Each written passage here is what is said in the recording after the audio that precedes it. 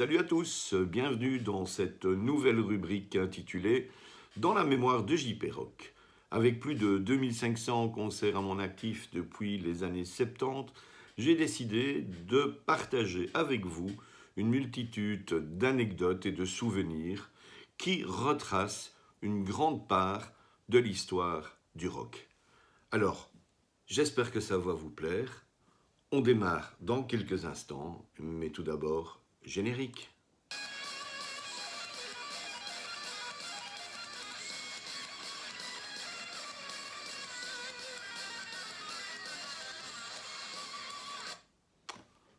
Voilà, on peut commencer. Alors, pour vous parler de mon parcours personnel, il faut savoir que dans les années 60, j'ai été biberonné tout d'abord à la variété française, à la chanson française. Étant donné que ma grand-mère paternelle travaillait à l'époque comme habilleuse à l'ancienne Belgique. L'ancienne Belgique qui, à cette époque, proposait des spectacles à des spectateurs installés à des tables où on pouvait consommer, où on pouvait manger. Et la direction était assurée à cette époque-là par un certain monsieur Matenet. Alors, le rôle de l'habilleuse, c'était bien entendu de préparer les artistes avant qu'ils montent sur scène. Et ma grand-mère a donc vu défiler une multitude d'artistes, parfois très célèbres, qu'elle a apprêtés, qu'elle a habillés à cette époque. Alors, parmi ceux-là, Jacques Brel, dont j'ai un vague souvenir, je devais avoir 6-7 ans quand je l'ai vu à l'ancienne Belgique. Par contre, étant donné que ma maman était une amie personnelle de sa première femme, Mich, j'ai retrouvé des photos où je suis tout bébé dans les bras de Jacques Brel, quelque part à Berchem-Sainte-Agathe, chez une tante de la famille, dans un jardin. Je n'en ai bien sûr aucun souvenir, mais bon, l'anecdote est sympathique. Brel sur scène, j'ai un flash. Je me rappelle de ses bras écartés, d'un spot blanc sur un homme en noir. Malheureusement, j'étais trop jeune que pour en garder des souvenirs précis. Je me rappelle aussi de Beko.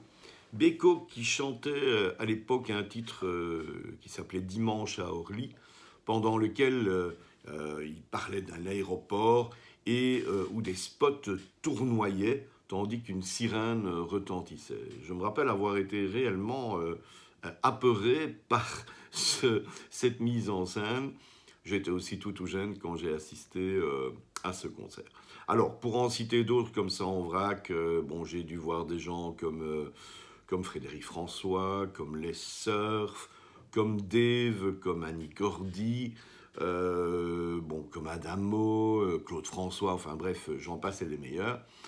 Tout ça avec mes parents quand j'étais enfant, et mes parents qui étaient d'ailleurs des spectateurs assidus des shows de Mariti et Gilbert Carpentier qui faisaient la part belle à la variété française pendant en fait toutes ces années héroïques.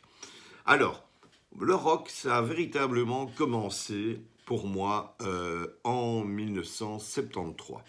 À l'époque, je m'étais farci un examen de passage en maths et mes parents avaient décidé de me payer des cours particuliers pendant les vacances chez un professeur qui habitait à Drogenbos. Et je me rappellerai toujours que sur le parking du GB, à l'époque, ça s'appelait la GB, actuellement Carrefour de Drogenbos, il y avait une immense affiche, un immense panneau sur lequel on voyait Johnny et Sylvie habillés en jeans cloutés. Et je ne vous cache pas que, à l'époque, j'avais un peu moins de 14 ans, 13 ans et demi à peu près. J'étais un petit peu amoureux de Sylvie Vartan. Donc j'ai dit à mes parents, si je réussis mon examen de passage, je veux aller voir ce concert. Finalement, l'examen de passage s'est bien passé et on s'est retrouvé avec mes parents au concert de Johnny et Sylvie à Forêt Nationale en septembre 1973. Ce jour-là, coup de chance, mon père rencontre un de ses directeurs, il travaillait à l'époque à la comptabilité, à la télédistribution, donc qui était l'ancêtre de la RTB. Et ce monsieur nous propose de venir à un cocktail qui a lieu après le concert. Il fait ça pour me faire plaisir parce que mon père explique que j'aime bien Sylvie Vartan, voilà, etc. Et on se retrouve donc par la suite dans cette petite réception. C'est vrai qu'à l'époque, c'était très simple d'avoir accès quand on connaissait quelqu'un. Actuellement, même avec les passe-presse, etc., c'est parfois un petit peu la galère. Et donc, je vous parle de ce concert. Première partie, Sylvie Vartan. Ben, évidemment, je suis émerveillé. Elle est magnifique à l'époque. La musique est sympa. Entr'acte. Et puis, surgit Johnny qui déboule sur scène en cuir noir. Ouais, un peu de générique pour Johnny, là. Il déboule sur scène en cuir noir. Et là, j'ai le choc. J'ai le choc de ma vie. Et oubliez Sylvie Vartan, je suis absolument ébahi par Johnny Hallyday, dont je resterai fan pendant toute ma vie. Surtout qu'à cette réception, content de pouvoir me présenter Sylvie, le directeur de mon papa vient à un certain moment vers nous, accompagné de qui? De Sylvie Vartan et de Johnny. Johnny qui m'offrira un peigne. Alors vous allez me dire que dans mon cas, c'est pas très utile, mais à l'époque, j'avais des cheveux. Et donc, cette petite rencontre avec Johnny qui m'a dit quelques mots, qui m'a offert ce peigne que j'ai toujours, a déclenché pour moi un intérêt pour Johnny Hallyday, bien sûr, mais par extension aussi par le rock, que je commençais d'ailleurs déjà à écouter depuis à peu près une bonne année. Ensuite, on est passé à des choses nettement plus pointues. Et c'est par l'intermédiaire d'un voisin qui avait 5 ans de plus que moi que je suis rentré dans le rock et dans son histoire.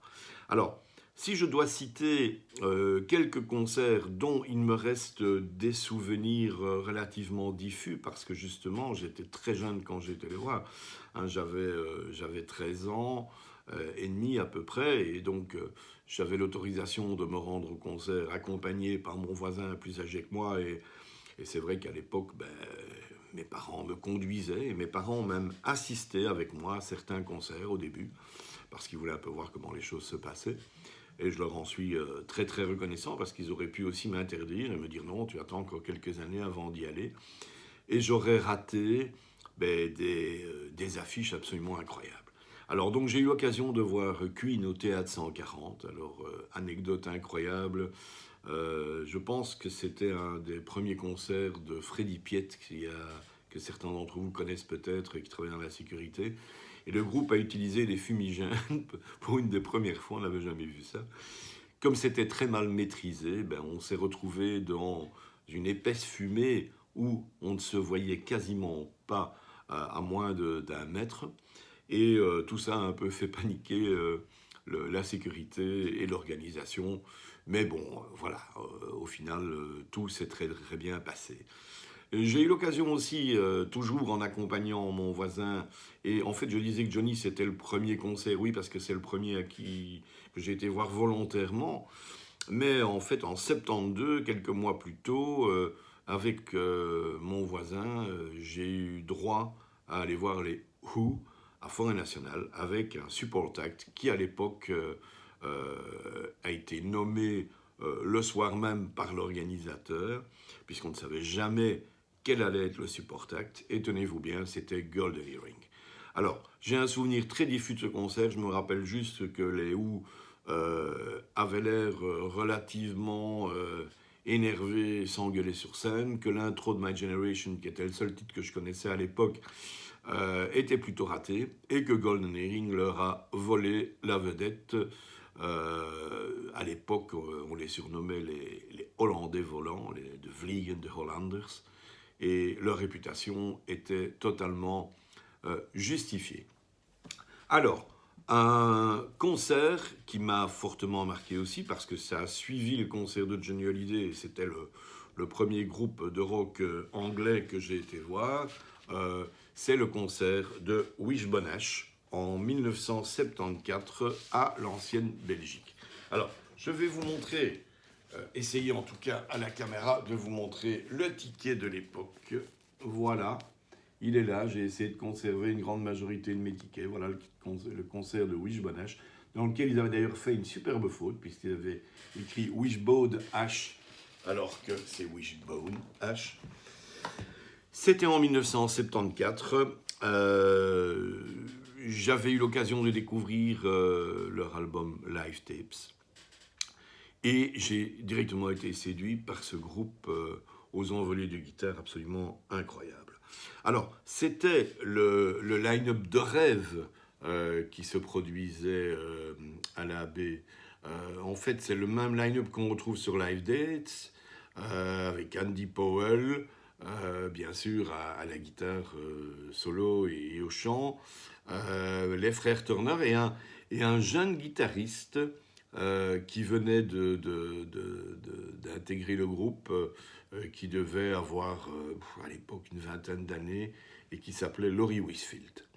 Alors, tout le monde attendait un petit peu ce nouveau musicien au tournant, et à un moment donné du concert, en fait, Powell et Wishfield jouent en tierce, et la sangle de la guitare de Wishfield se détache. Il perd le contrôle de sa guitare.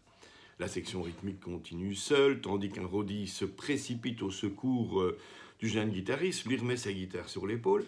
Et alors là, incroyable, Andy Powell se positionne derrière Laurie Wishfield, regarde par-dessus son épaule, et les deux hommes repartent en tierce comme si de rien n'était, à la vitesse de l'éclair. C'est un moment qui restera à jamais gravé dans ma mémoire. Wishbone Ash, franchement, à l'époque, époustouflant. Passons ensuite à un autre concert incroyable dont je vous montre aussi le ticket à l'écran. Voilà, il est là. Vous voyez, c'est Golden Earring à l'ancienne Belgique. Alors, Golden Earring à l'ancienne Belgique, c'était le 11 mars 1975. C'était la tournée Switch. Alors, Switch, c'est l'album avec le petit bonhomme blanc sur la pochette.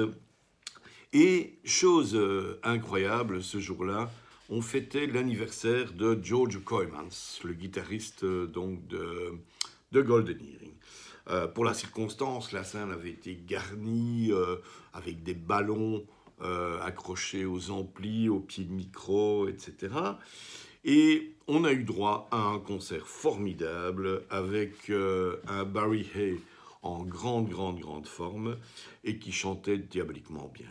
Alors, Rinus Gerritsen nous a gratifié, donc Rinus Gerritsen c'est le bassiste, nous a gratifié d'un immense solo de basse, comme il a d'ailleurs pris l'habitude de le faire par la suite aussi. Et ce qui était très impressionnant aussi, hormis leur version de Radar Love qui était très attendue et fantastique, c'est en fait la gestuelle du batteur César Zuiderweg qui, à la fin de son solo de batterie, sautait littéralement au-dessus de sa batterie et atterrissait quelques mètres plus loin, en bord de scène. C'était impressionnant, c'était athlétique et c'était les Hollandais volants. En 72, Golden Earring, qui faisait d'ailleurs la première partie des Who, comme je vous l'ai dit, leur avait volé la vedette. En 75, ils étaient eux-mêmes tête d'affiche et ça restait un groupe absolument époustouflant qui a toujours été un petit peu un des chouchous du public belge. Passons ensuite à un autre concert qui est devenu mythique.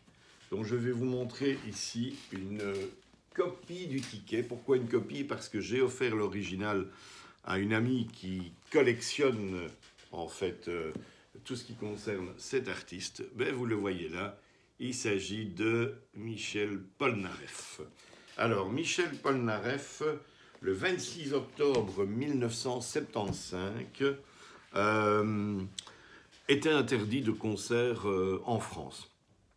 Et il a donc choisi de se produire en Belgique à Forêt Nationale, un Forêt Nationale blindé qui affichait sold out. Alors de nombreux cars venus de France ont fait à l'époque le déplacement.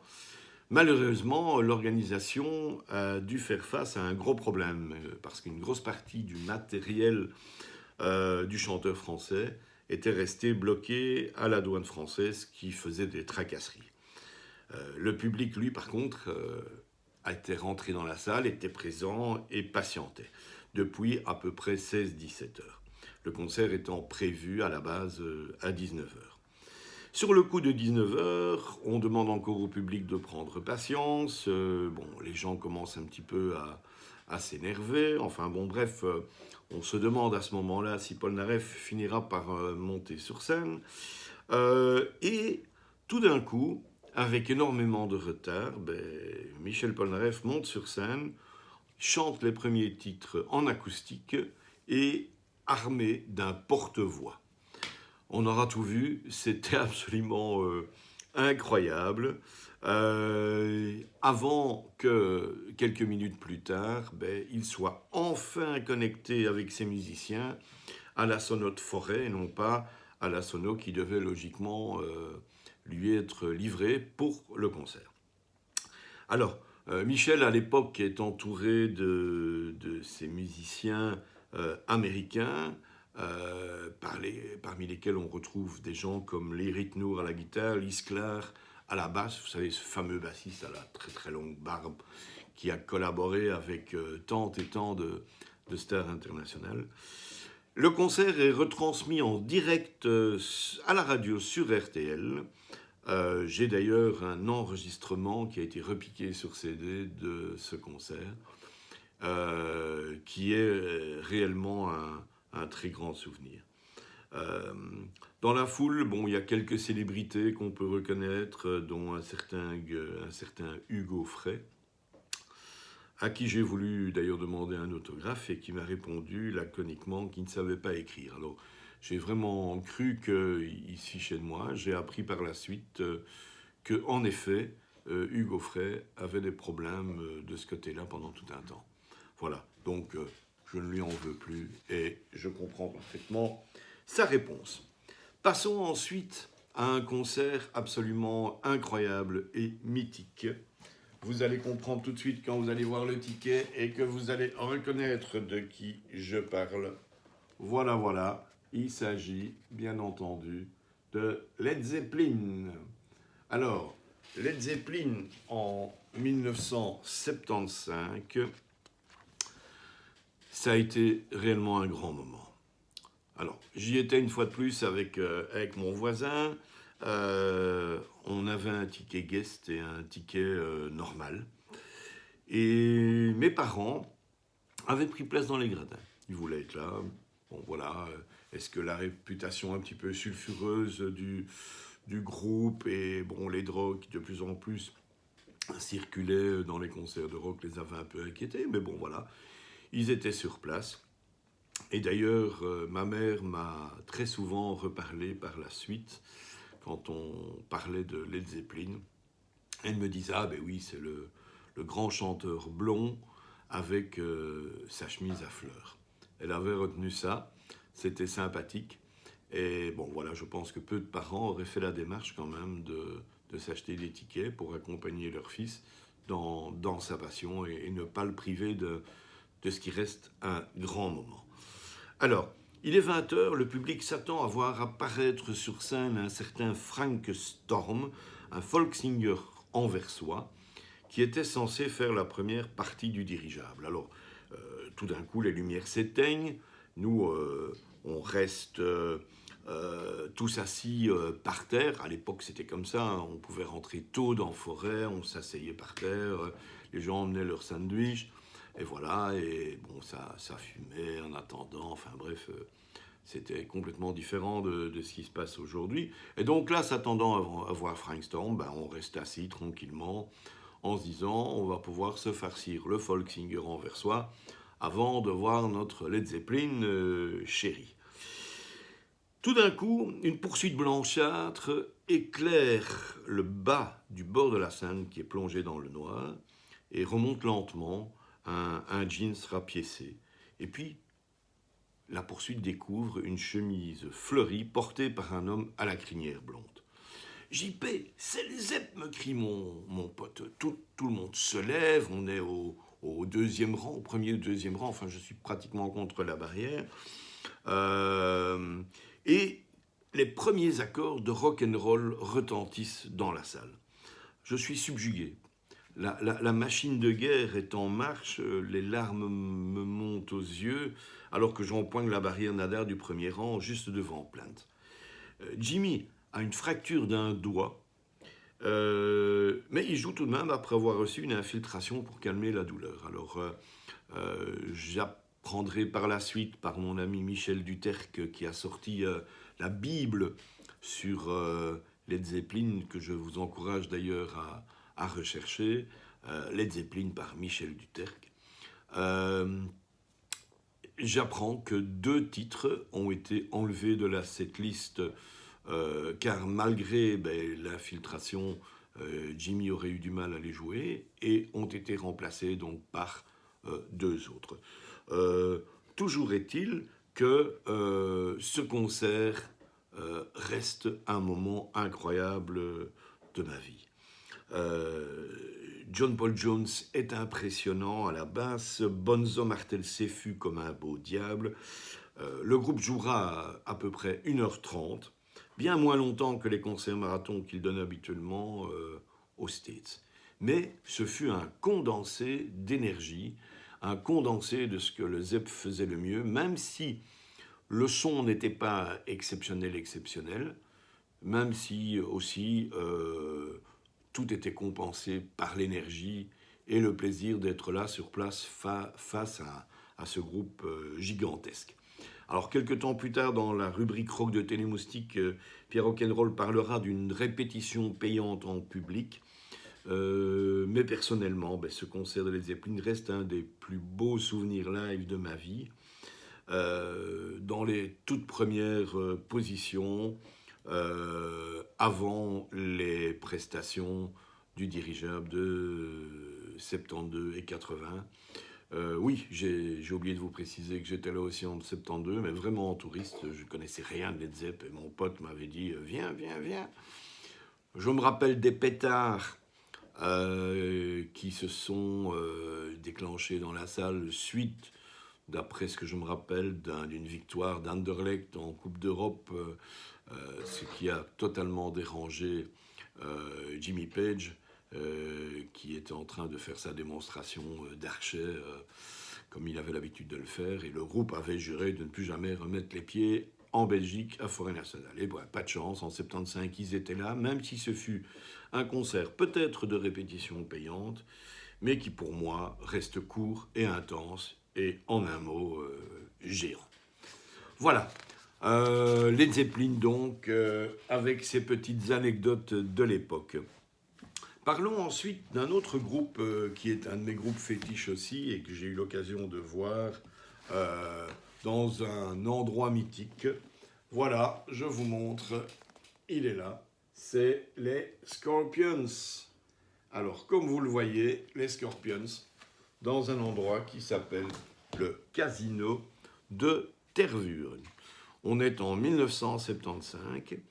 On cherche le Casino de Tervuren. Mon père nous dépose en voiture avec quelques potes, voilà, dont d'ailleurs le ministre de la région bruxelloise actuel, Rudy Vervoort, qui est grand fan de Led Zeppelin et de Scorpions devant l'Éternel. Et on arrive devant un bistrot dans lequel un escalier en bois donnait sur une petite salle à l'étage.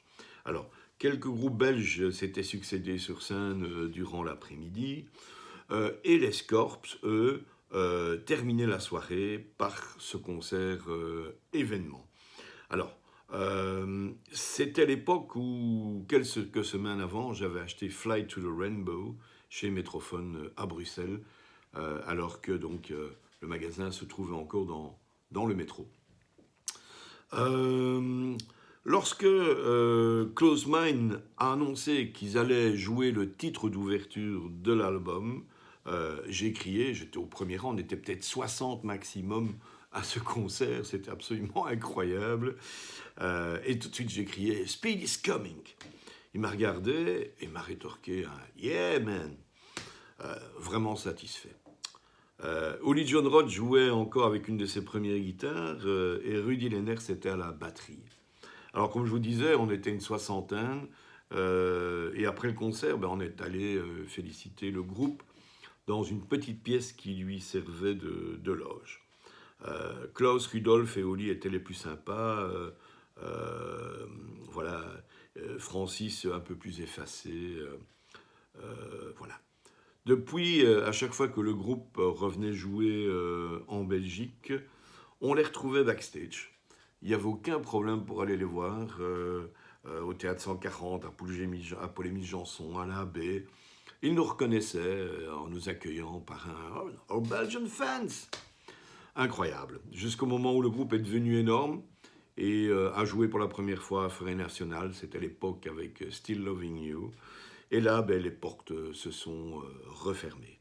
Depuis, je suis toujours resté fan du groupe allemand, que je trouve encore actuellement, même s'ils sont assagis, ils restent toujours très très efficaces et très très agréables à écouter. Je fais une petite incursion maintenant en 1976 pour vous parler du concert de Cannes. Alors, le concert de Cannes, voilà, je vais vous montrer le ticket, il est moche, il n'est pas terrible, j'ai même dû écrire le nom du groupe moi-même, c'était un bête ticket. Voilà, comme ça se passait souvent à l'époque. Mais par contre, c'est un concert qui m'a fort marqué. Alors, Cannes est un surprenant groupe avant-gardiste, relativement difficile d'accès pour les néophytes. Et en 76, à la Baie, il a donné un concert impressionnant. C'était l'époque de l'album Loaded. Et sur scène, Michael Caroli, le guitariste qui nous a quittés, et Holger Czukay faisaient office de leader, tandis que Jackie Liebezeit et Irmin Schmidt étaient un peu plus effacés. Czukay jouait sur une des premières contrebasses électriques avec des gants blancs. Je me rappelle que ça m'avait terriblement impressionné. Voilà. Et c'est ce concert qui m'a fait aimer Cannes, qui encore aujourd'hui, pour moi, reste une référence en matière de krautrock. Alors, pour terminer cette première vidéo, parce qu'il faut bien terminer, sinon ça va être trop long, et puis vous inquiétez pas, si ça vous plaît, il y aura une suite. N'hésitez pas surtout à réagir dans vos commentaires et à me dire si cette initiative vous plaît ou pas. N'hésitez pas aussi à mettre un petit pouce bleu et à vous abonner à ma chaîne ou à vous abonner à Brancher Culture, sur lequel, je vous le rappelle encore, donc cette capsule sera reprise comme toutes les autres capsules que je fais sur YouTube. Alors, dernier concert dont je voulais vous parler, voilà, Bad Company. Bad Company, voilà le ticket au Cirque Royal. Alors, là, on est le 8 février 1976. Badco arrive en Belgique avec la réputation absolument incroyable d'être le nouveau groupe sous management de Peter Grant. Donc Peter Grant qui était le manager donc, de Led Zeppelin. Et avec une réputation aussi de ses premiers albums qui étaient absolument incroyables. Alors, ils avaient sorti déjà plusieurs albums à l'époque, dont notamment Bad Company, Straight Shooter, et si mes souvenirs sont bons, c'était l'époque où venait de sortir Running with the Pack, l'album argenté. Petite anecdote, je me suis tapé la varicelle à l'âge de 18 ans, ce qui, je peux vous le dire, n'est pas marrant côté pilosité. Et je terminais juste la varicelle, donc je n'étais plus contagieux, mais j'avais encore évidemment quelques petits reliquats de boutons sur le visage. Et je pense ne jamais avoir eu autant de place autour de moi que quand j'ai déboulé dans la fosse pour aller voir Bad Company. Ça me faisait bien rigoler. Mais les gens ont dû se dire, mais qu'est-ce que c'est que ce pestiféré et qu'est-ce qu'il fout à ce concert? Il va certainement nous infecter. Enfin voilà.